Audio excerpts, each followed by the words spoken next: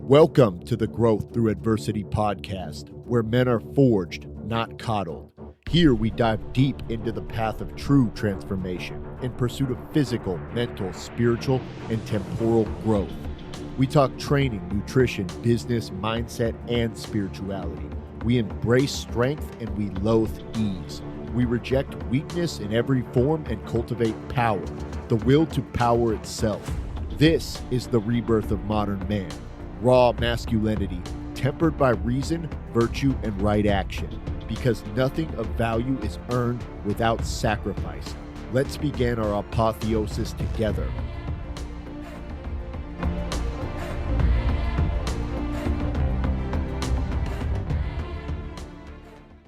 Welcome to another episode of the Growth Through Adversity podcast. This morning we are going to talk about training duration in the gym and how to optimize and maximize your time. I see a lot of people that spend fucking hours in the gym and don't really get any results and don't really make any progress because they're not training with enough intensity and they're not training with enough volume and they're really just fucking around in the gym and wasting their time. So obviously, I'm pretty used to working with very busy people. Most of my clients are incredibly busy.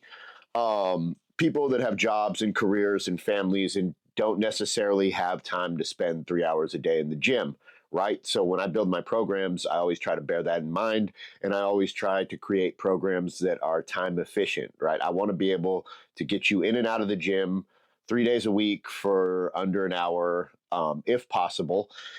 Now, some people prefer to spend more time in the gym, and that's totally cool too. Personally, I lift for 2 hours a day, at least 4 days a week, because I enjoy it, right? But if my time was restricted, I could get nearly the same results that I get right now by lifting 3 days a week for an hour a week. And I know that, but I enjoy spending more time in the week. It's how I decompress and de-stress. So that is okay too. If you like spending time in the gym, that's all right. But the people I'm speaking to in this live are the people that don't have 3 hours a day to spend in the fucking gym, but still want to get awesome results. So the core thesis of this talk is going to be that you don't need to live in the gym to build a savage physique, but you do need to train with surgical precision and real fucking intensity. And we're going to talk a lot about intensity today because I think that's what's lacking from most people's exercises. And first, I'm going to start by defining intensity. Intensity is the amount of effort and your proximity to failure. So high intensity is exerting a lot of, in the context of lifting, this is different when it comes to cardio and other things, but in the context of lifting specifically, intensity is your proximity to failure and how much force you are exerting, right? So how many reps you are training within the proximity to failure. So the lower the reps to failure, the better. That's the higher intensity. And that is honestly the truth. The closer you can train to failure, the less time you're going to need to spend in the gym and the more bang you're going to get for your buck. So this is my framework for maximum muscle in minimum time. Number one, why training frequency is overrated. So muscle growth it comes from muscular tension plus volume plus recovery. So that is the basic formula for hypertrophy or muscle growth is you've got the amount of mechanical tension put upon the muscle. So how much that muscle was stretched under load and how much damage occurred to that muscle in that process. Number two is the amount of volume. So reps times sets. And number three is the adequate recovery, the amount of time you give that muscle to recover, whether it's too much or too little. So that formula equals muscle hypertrophy. It's very, very simple. So what it comes to is that hypertrophy is not necessarily time dependent, right? It's tension dependent. So you don't have to spend 3 hours lifting a weight to build your muscles, but you do have to create a lot of muscular tension. So muscular tension comes from a couple of different things. It comes from, number one, it comes from load. The more load that you put on the bar and the more load that your muscle has to fight against, the more tension that muscle is experiencing, the more oppositional force. So if it's stretched out under load, you're holding a really heavy object and you're fighting against that heavy object and you're trying to contract and shorten that muscle, there's a lot of tension being pulled on that muscle because of the weight in your hand. So it's very tension dependent, and tension ultimately comes from load. It can also come from volume. If you lift a weight more for more sets and more reps, that is by definition going to add more tension to the muscle. Another way to increase the tension is to decrease the speed of your negatives, right? So if we're really slowly allowing that muscle, we're fighting that muscle through the stretching phase of a lift, then a lot more tension is getting built up over that muscle over time, and a lot of more cumulative damage is happening to that muscle over time. So there's a really cool meta-analysis by Schoenfeld et al. That shows that training each muscle 2 times per week yields better growth than once. So training frequency is important. We've known this in the fitness industry forever, right? And it's really common sense. Like if you lift more times, you're going to get better results than if you lift less times, right? And that is true, but there is a cutoff. There is an absolute point where too much frequency becomes useless. And so what Schoenfeld wanted to figure out in this study is exactly where that, or this meta-analysis, this analysis of many different studies, is exactly where that cutoff point is. So what he found was training 2 times a week, it is better than training once a week from a hypertrophy standpoint. But increasing beyond that gives diminishing results. So training a muscle 3 or 4 times a week didn't really do much unless you increase the volume with it. And so then it became a muscular tension thing. So it didn't, the amount of frequency, so if you split your workouts up over 4 workouts rather than 2 workouts, didn't really matter unless you increase the volume proportionately to that, which you can increase the volume in your 2 workouts too, and you're still going to get better results. So it wasn't a frequency thing that produced the results. It was a volume thing that produced the results, right? So that's really important. But what he did find was that for frequency, hitting a muscle 2 times a week produced like exponentially better results. It was like 60% more hypertrophy than hitting a muscle once a week. So the bare minimum for frequency for each muscle group is we want to hit it twice a week. And that's why I'm a huge fan of either the upper lower split where we hit upper body twice a week, lower body twice a week, or the full body split where we hit the full body 3 times a week, 4 times a week, but we're spreading volume out and we're spreading exercise selection out to where we're not overdoing either frequency or volume. So it's spread out really nice, and your body has that third component to hypertrophy or muscle growth and strength, which is recovery. That's why I really, really like the full body, because it gives you that adequate recovery. So 3 to 4 days a week in the gym is absolutely perfect. In fact, I believe it's a sweet spot. So the old school bro split, that's what we call it, is the bro split. And that's probably like what most people are familiar with, where you train one muscle group a day, 5 days a week. So like Monday is like chest, Tuesday is back, Wednesday's arms, Thursday's shoulders, Friday's legs. So you're failing on the component of frequency. You're only hitting your muscles once a week. They don't need that much time to recover. They don't need a full 7 days to recover. And then you're attacking them with so much volume in that one day that not only are you doing an incredible amount of muscle damage, which is ultimately arguably good for hypertrophy, but you're also doing a lot of tendon damage. And that's why a lot of people, you'll start getting joint pain. Your joints just can't keep up with that much volume and intensity, especially when you get over the age of like 40, 30 for some people.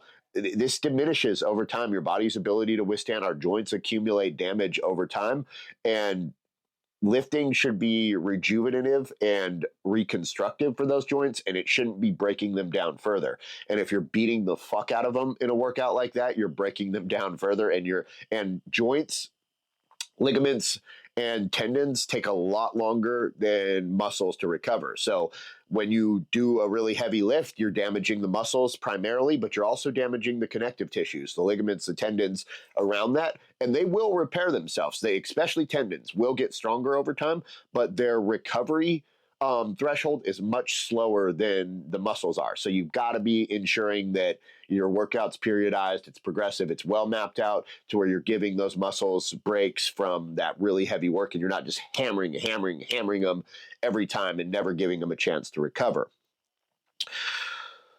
So you can hit all your volume and your frequency in 3 to 4 days without sacrificing time. So this is, I believe, the most time efficient and most effective type of programming that I've found in my many years of doing this and all the research and studies that I've read. So part 2, we're going to talk about bilateral versus unilateral exercises. and strategically integrating them. So from a time standpoint, so bilateral is obviously working comes from two, working two limbs at the same time, whether that's squats, deadlifts, bench press, double arm curls, anything where you're working both your limbs at the same time is going to be bilateral. So obviously that's going to be the most time efficient type of training. So if you're really strapped for time, like if I have somebody that tells me I've got 30 minutes to work out, like that's it. I've got a 30-minute window. The warm up has to be included in that. I'm on my lunch break and that's all I fucking have. Then I will not put any unilateral exercise. That's the first thing I'll do is I'll cut out all unilateral exercises. And then I'll also usually put in some like supersets or circuits or something like that. But so bilateral is the most time efficient, and it maximizes the load, and it creates a lot of systemic mechanical tension. So tension, it's a big compound movement. So you're working a lot of muscles at once. You're getting a lot of systemic tension and a lot of systemic fatigue, which is going to be really good for creating what we call global hypertrophy, or hypertrophy over many different muscle groups, growth over many different muscle groups at once. And it's very, very time efficient. Now, unilateral lifts, on the other hand, are where we work one limb at a time. So this is things like single leg press, Bulgarian split squats, single leg RDLs, lunges, anything where you're working one limb at a time, single arm dumbbell curls, whatever, where you're working one limb at a time. Now, these improve the muscle recruitment around that joint, and they're really good for isolation and for fixing imbalances in the kinetic chain and creating stability, because you're inherently unstabilized. So your body has to use the little stabilizer muscles, which are the muscles that hold your joints together, which are what keep your joints from tearing themselves apart, to stabilize unilateral movements. So it's really good to strengthen those up. And that's why everybody sees lunges and Bulgarian split squats and stuff like that in their programming when they work with me. It's because we want to prevent injury over long term, and we want to build up all those little stabilizers and correct any imbalances in your chain, which everybody has. Everybody that's worked with me, I can guarantee you, can tell you that they have one limb that's stronger than the other.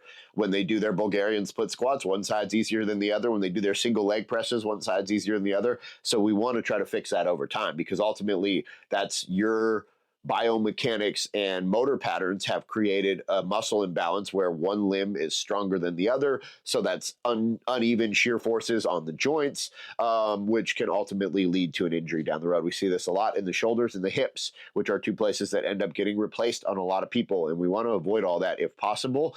And if we already have pre-existing shoulder, hip, knee injuries, we want to strengthen everything up around those so doesn't become a reoccurring chronic type of thing, because that fucking sucks and it will totally disrupt your training.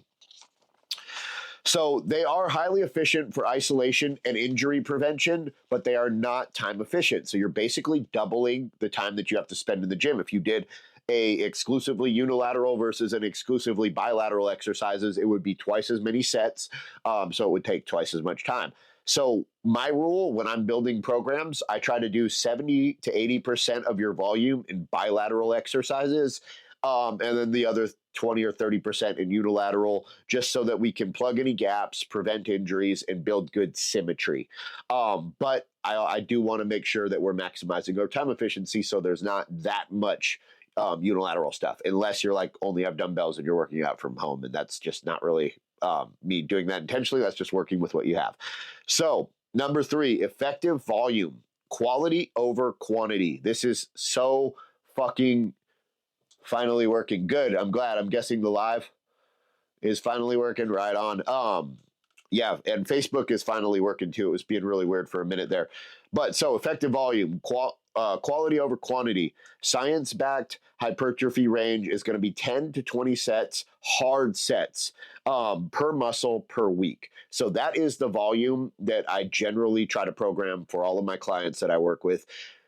And I usually start at the lower end on that, or even a little bit under the lower end when I start people off, and then we'll taper it up to the higher end of that as they get broken over their first like 3 to 6 months.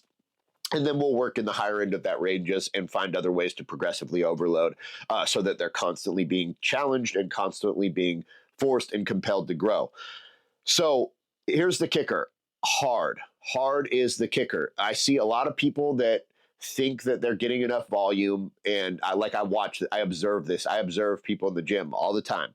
And it's like they think that they're getting enough volume, and technically they are doing enough reps and sets, or a lot of times they're even doing fucking more. They're doing 30 sets, or 30 reps, or I'm sorry, 30 sets per muscle. They're spending fucking 2.5 hours in the gym, but they're not hard sets. They're at 50% intensity. They're leaving 8, 10 reps in reserve, and you're not. And so they wonder why.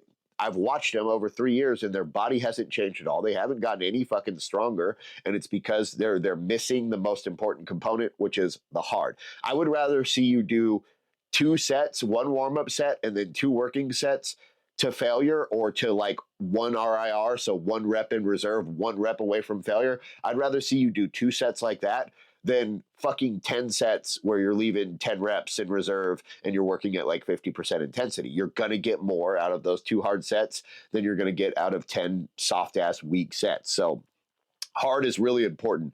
So the goal is going to be on for hypertrophy, specifically. Strength's a little different. This is more of a talk on muscle growth. We can do a strength one of these in the future if you guys want. DM me, whatever. But for muscle growth specifically, we're going to want 0 to 2 reps in reserve, RIR. This is going to maximize motor unit recruitment and mechanical tension on the muscle, so it's going to maximize muscle growth. What kills gains is, again, doing 30 fucking junk sets at 50% of effort instead of 10 sets to near failure. It just doesn't make any type of sense. So you've got to find, and the best way to do this, because so there was a study on rats, and I've talked about this, a really cool study on rats. And if you, I can look it up and I can get you a link to it if you're super interested. Shoot me a DM. I've got it somewhere in my laptop. But they basically, so they took these rats and they threw them in a fucking, a fish tank, right? And they let them swim around until they were like starting to flag and starting to sink. And right when they were about to drown, the scientist administering the study lifted the rats out of the water and they let them recover for 24 hours. So the first time it took about 45 minutes before they thought they were totally fatigued and were starting to dip underwater and were starting to drown. And then the scientists lifted them out of water. So they let them rest for 24 to 48 hours. And they threw them back in the fucking tank. Those rats swam for 40 fucking hours on average after that. Because, and the hypothesis was that they knew that they in their minds, they thought they were going to be rescued right on the verge of drowning. So they just never stopped. So their mental fatigue, their mental toughness overruled their body's fatigue because they believed that they were going to be saved. The first time they didn't believe they were going to be saved, so they just gave up. The mind quit before the body really needed to quit. And so the point I'm making here, and the point that I've always gotten from that study, was that our actual point of failure is always much, much further than our brain will tell us. So what you have to do is obviously not on a back squat or a fucking bench press or something that's going to hurt you. But on like one of the machine weights, the Smith machine, machine chest press, a hack squat, a leg press, whatever, take yourself all the way to failure. Find out where failure is. If you're working at 300 pounds on the leg press, right? And you think you can do 10 reps, well, then go until you can't do any more reps. Make sure that you can safely fail on the machine, that it stops. Hack squats are usually really good for this because they stop before it'll actually like hurt you, you know? So be smart about this. Like, find a machine that's not going to hurt you and take it all the way to failure. And then what you'll see is you thought you could probably do 10 reps, but you might have gotten 15 before you failed. You might have gotten 16 before you failed. And then that will tell you that, okay, I need to increase the weight. If I want to work at 10 reps, I need to put another 50 pounds on this thing or whatever. And it will keep you honest and training at maximal intensity, because our minds don't like that much suffering and it doesn't like that much pain, but your body can withstand it and your muscles can withstand it. And then, so use your compound lifts as volume anchors and isolate where needed. So compound lifts should be the big bilateral compound lifts should be where most of our volume comes from. And then use your isolation lifts to just kind of fill in the gaps. Like, those should be your smaller sets. Those should be your less sets. Your big, your barbell back squat, your hack squat, your bench press, your overhead press, all these big compound movements should be your big compound, your volume anchors where you're eating up most of your volume. And then the little stuff is like accessories. So then it's like a couple sets here, a couple sets there to fill in the gaps. If you work with me, you notice that's how the program's structured. And if you don't, I would start applying that into your training because it's going to save you time and it's going to get you better results. And then, oh my God, it's so important. And I have so many of my clients comment on this. Track your fucking progress. Like, track eat everything you do. Track at least your top sets on every exercise and make sure that you're slowly progressing over time, because progressive overload, making stuff more intense over time, is the ultimate driver of muscle growth. So, and if you're not tracking it, you don't know. You're just going into the gym every week and guessing, and that's not going to get you the results that you want. So another way to save time in the gym. So if you're strapped on time, a great way to save it is through supersets. So we're going to pair antagonistic muscles, or muscles that oppose themselves. Think bicep and tricep, think chest and back, any muscle, quads and hamstrings, any muscles that are in opposition of each other. So when one in agonist-antagonist muscle relationships, one muscle has to shorten for the other one to lengthen. So one muscle's resting, one muscle's working. You can always pair those together as supersets. And I do this very commonly on pretty much all my arm exercises are supersets, just because it's so much more time efficient. And I feel like it also, you get a better pump, you get more metabolic stress, and so you get better growth rates from it. But it can really be paired with any antagonistic muscles. So you get the same hypertrophy stimulus in half the time is basically what it does. It cuts your rest set down, because instead of resting after every exercise, you'll do your bicep curls and then your tricep extensions, and then you'll rest 30 seconds. Then you're right back to your bicep curls, because your biceps were resting while your triceps were working. It'll also increase density, like I said, and muscle and metabolic stress. So you're getting you're packing a lot more blood and metabolic byproducts into these areas, which are some of the governing and driving forces of hypertrophy. So I think long-term supersets, if you can withstand how intense they are and the feeling of your muscles being so pumped that they're just going to fucking explode, I think are fantastic for just like overall long-term, A, saving time, and B, building muscle. So next one is going to be drop sets. So we'll do like one heavy top set, and then we'll strip a little bit of weight off, and then do 1 to 2 more sets like that. I like doing this I really like it on the bench press. Every once in a while, when I'm like really wanting to suffer, I'll throw it in with the squats. And then I almost exclusively, like with my lateral raises on the deltoids, I do this where I just run the dumbbell rack down. I start at like 35, 40 pounds and then drop 5 pounds at a time. And so then in 2 sets, you're getting like 10 times the work that you would normally get in 2 sets, and you're saving a shitload of time. So these are good. They create a lot of fatigue. So, you don't want to do them every day, and you don't want to do them with every exercise.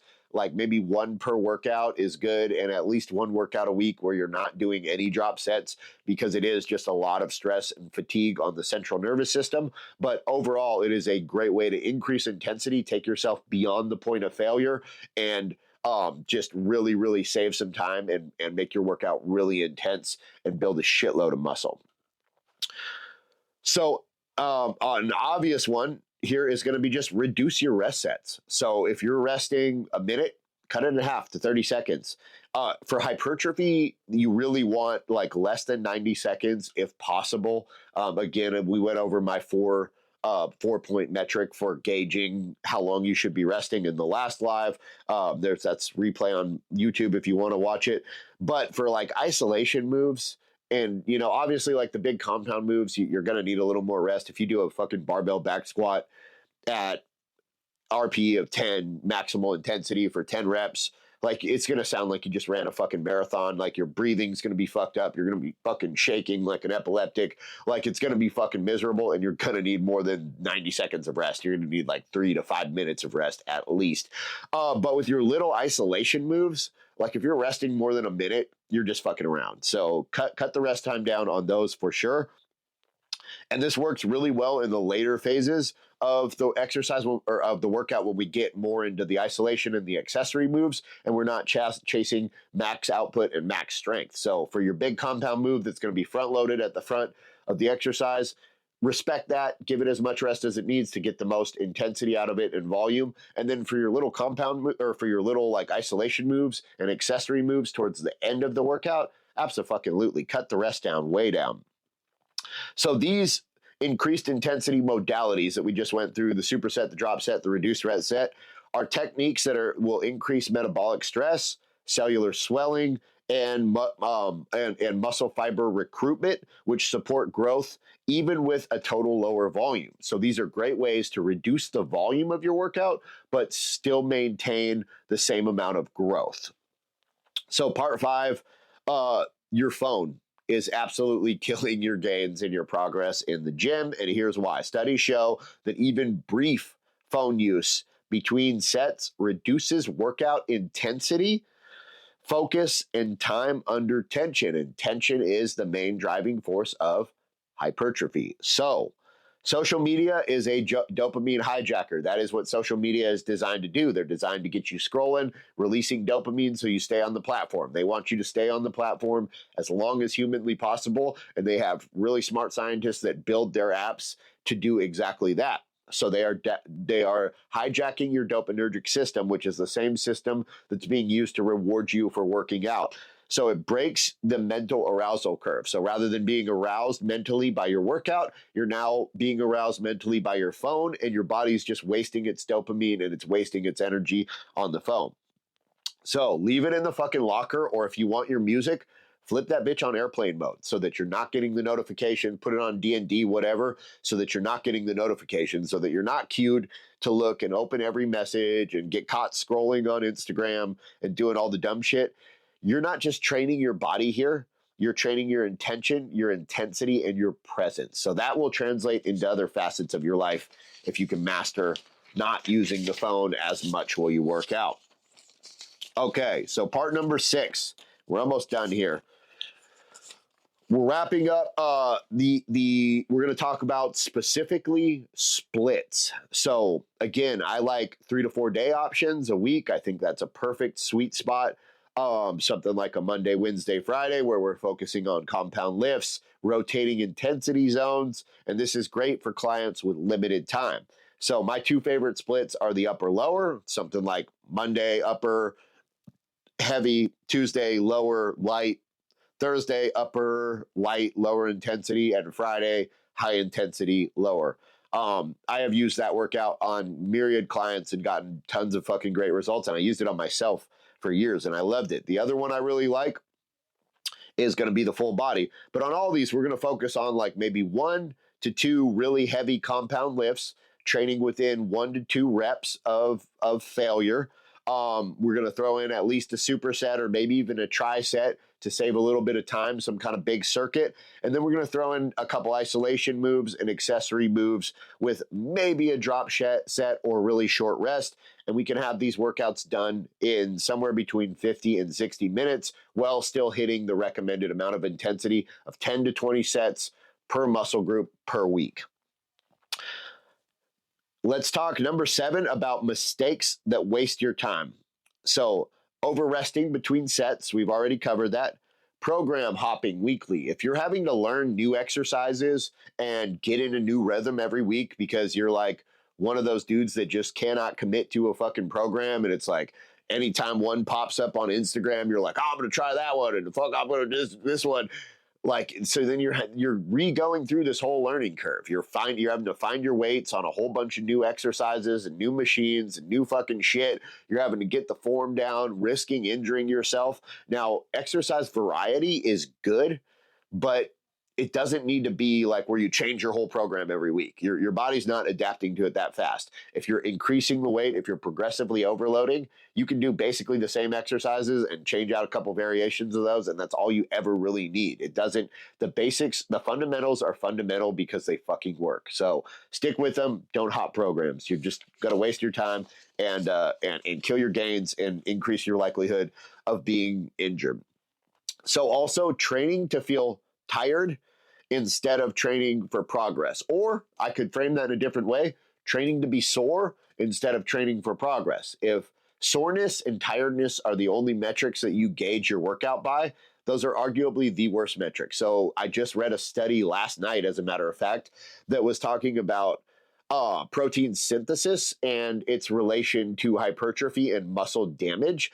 And what it found was that, yes, protein synthesis increases when we do a lot of muscle damage, but it doesn't actually increase the size of a muscle because it's hyper focused and optimized on rebuilding the damage within that muscle.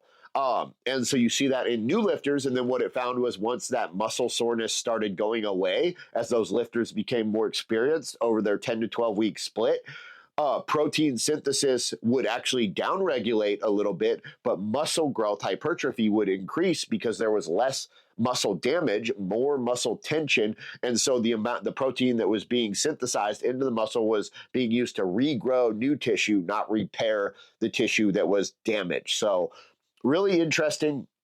And it's something that's kind of been the thought trended the other direction for a long time, but it's starting to catch up with us. So soreness is although it's a good metric that you're working hard and intensely, it's not the only metric. What the best metric you should be watching is A, your progress photos, B, your weight on the scale, and C, like your progress on your weights. If you're getting stronger, if you started benching 185 for 10 reps, and by the end of a 3-month training block, you're benching 225 or 235 by 10 reps, you have gotten much stronger.